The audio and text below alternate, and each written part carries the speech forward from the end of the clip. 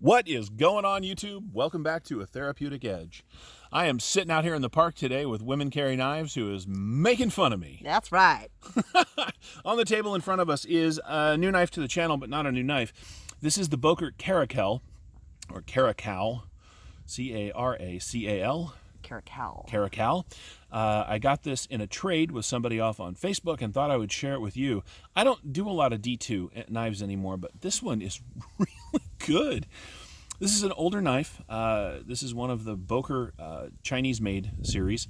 I love this thing. The blade shape alone is totally worth having. It's just beautiful. It's kind of a spear point. It's got this beautiful swedge.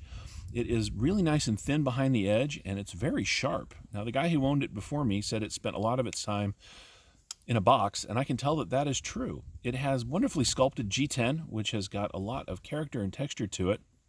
It's got a steel backspacer with a lanyard hole / head knocker, so you can give somebody a thwack with that if you wanted to. I like this thing a bunch. I have given considerable thought to lightening up on my no D2 rule, because stuff like this, which is about $100 new and considerably cheaper than that on the secondary market, is just too much fun to pass up on. You want me to flip it again? Yeah, I like All right. that one sounds The good. one thing it does have that I'm not a huge fan of is the lock bar is on equal footing with the rest of the knife, which means it's kind of hard to dig in there and release. But that's okay. I wonder if I can Spidey flick this. Nope. Oh, but he can. He can't. Oh, Yeah. dang. This is a great knife. I really like Bokers. I have a couple. An old personal favorite of mine is a $15 Boker off Amazon in 440C. I just love this thing. We'll get to this later. But I have some other Bokers, cheap, inexpensive knives, to me at least in my budget range, that just make it fun to own. If you're going to get some D2 and some G10 on steel liners, the Caracal is a great way to go. This is a fun knife. It is really, really comfortable for my larger hands. It is really good in the reverse grip, again, for those ever-present gas station fights. Look, I don't know who's getting in all these gas station fights, but I have a lot of knives for you. It isn't me, but if you're out there, I got knives for you. I really do. Let's take a look at what else we've got here. Can you see that? You can. That's great. This is a 3.5 inch, just about 4 inch overall D2 blade. We're running, looks like about 3 millimeters, maybe a little less, 2.5 millimeters thick.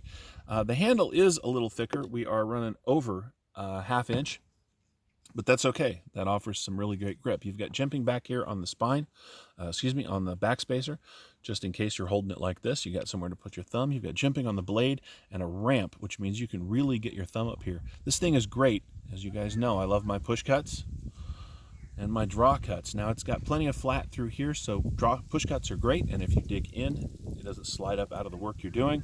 It's got just enough belly so you can get down and do some finer work stuff. It's got this beautiful fuller that runs not quite, but almost the length of the blade. It's got a speed hole, in case you're into that sort of thing.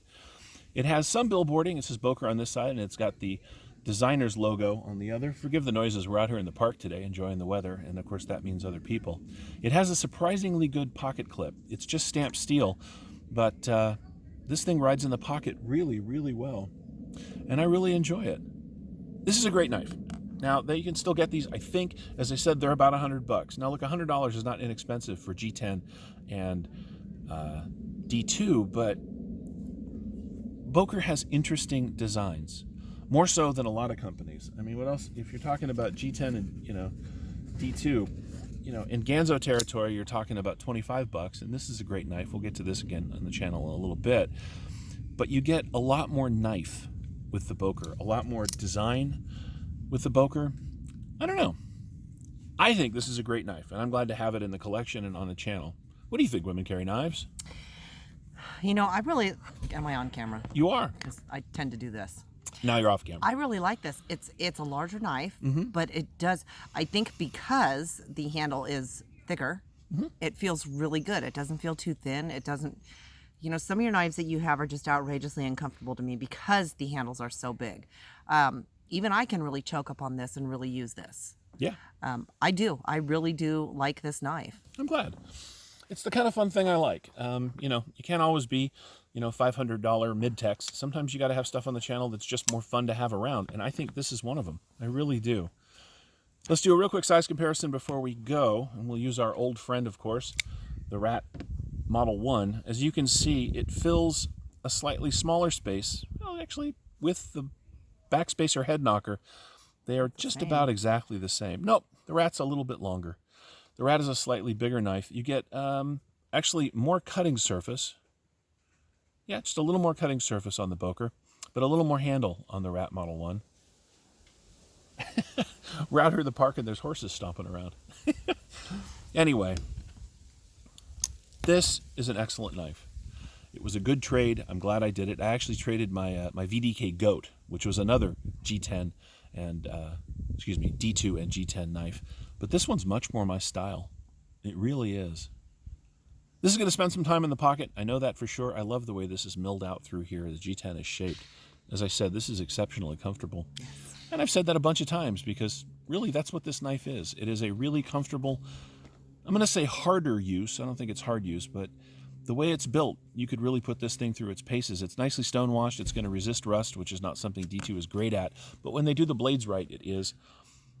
All in all, this is a wonderful knife, and I'm really glad it's in the collection. I guess that's about it. Thank you so much for watching. If you have any questions about the Boker Caracal or any of my knives, and I'm probably saying that wrong, but that's fine with me. Caramel, I don't know. If you have any questions about this knife or any of my knives, feel free to ask down in the comments. If you have anything to say at all, say it down in the comments. I'd love to talk to you.